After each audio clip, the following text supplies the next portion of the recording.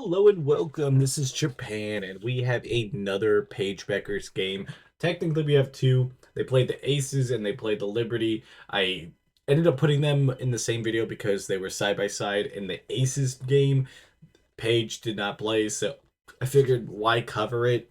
Basically, I mean, I've covered the other ones at the past when she's missed, but this team is just a team, like I really do want to cover Paige Bueckers, so I figured with the games being so close together, we'll cover the first game really fast, and then we'll go into the Paige Bueckers Liberty game. So the Aces were up our 106 to 80. It was a 26 point just smackdown. First quarter looked good, but after that, it just was completely downhill. Obviously, with no Paige Bueckers, they really lacked the offensive flow. They lacked a lot of defensive flow, too. So it kind of really just made a really rough game. Nobody really stood up and did anything. Lee, who had been doing so many rebounds and points, had another rough game. That was back to back games where she didn't have 10 points or 10 rebounds. The bench tried their best, but they really couldn't get enough points. I mean, Haley Jones did get 15 points, but it really wasn't anything. And then Aja Wilson on the other side, double double, just did what she got to do. They had 20 points off the bench with Lloyd. Jackie Young also had over 20 points. I think Kristen Bell had 19. Like they had a overall like good team game, and it made the Aces go to 13 and 13 on the year. So I thought that was pretty decent for them. The series still has one more game on the 17th of next month, so we'll see how that goes. Las Vegas has won all three games, so I don't really think it's going to be well for us. I do believe like two of these, I think Paige Bueckers has been out of, so I guess it's kind of the key. Overall, like I said, Dallas shot really poor. They only had 38% compared to 48% on the other side, 20% for the 3 point line compared to 40, and even free throws they were down 3% compared to the others. So all of that just looked really bad, and the team just kind of struggled. So we didn't really cover it. They went 7-9 after that at home. So when the next game was New York Liberty, the best team in the league, it didn't look like it was going to be great. But spoiler alert, Dallas won. Dallas won 92-82. It was 10 points. Handed Las Vegas not Las Vegas, New York their eighth loss. Kind of insane. Las Vegas have had God. Why am I gonna? I'm gonna just keep saying that. New York has had trouble on the way, and it worked out.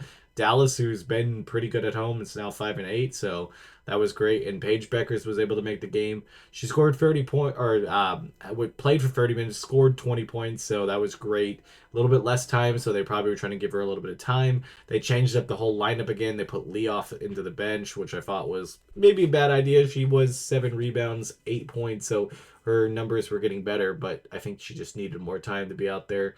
And a lot of people just struggled. It was pretty much only three people scoring double digit points. It's never going to be a good call. But they won, so I can't really say much. They had a great first quarter, great second quarter, and coasted off of that and almost blew it at the end as New York went on a huge run, which was 20-7 in that fourth quarter. If New York had any better shooting, we would have been in trouble. But yeah, Dallas did it. They finally got to 8 wins. They are one win from tying last season's total.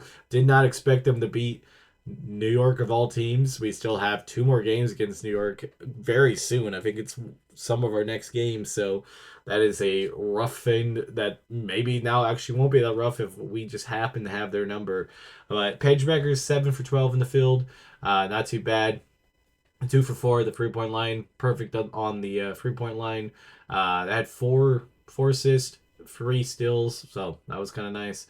And like I said, 20 points, 6 rebounds also. So a little bit better of a Page game. Like they seemed to have a little bit of everything, a little bit of offense, a little bit of defense. Kind of did what they needed. And obviously with Dallas winning, you can't get upset about that. So I'm completely happy that we're finally almost there, it just it's just so close, man. We're just so close to getting last year's total, and I think we're really gonna get there. Paige's numbers obviously all went up because she had more points, more rebounds than she normally assists or like averages. Just tomorrow, compared to when this episode comes out, we'll have the dream, so you'll be getting quite a bit of these episodes this week. But we are still in the cellar, which is fine because obviously this is kind of where Dallas is kind of playing. Connecticut won a game, so they are now 4 wins. Chicago has not won anything, so they're 7. So we're now the third worst team. In a way, I'm rooting for us to still lose some games because it would be nice to get a good draft pick. I'd like to get us to 10 wins and then lose out.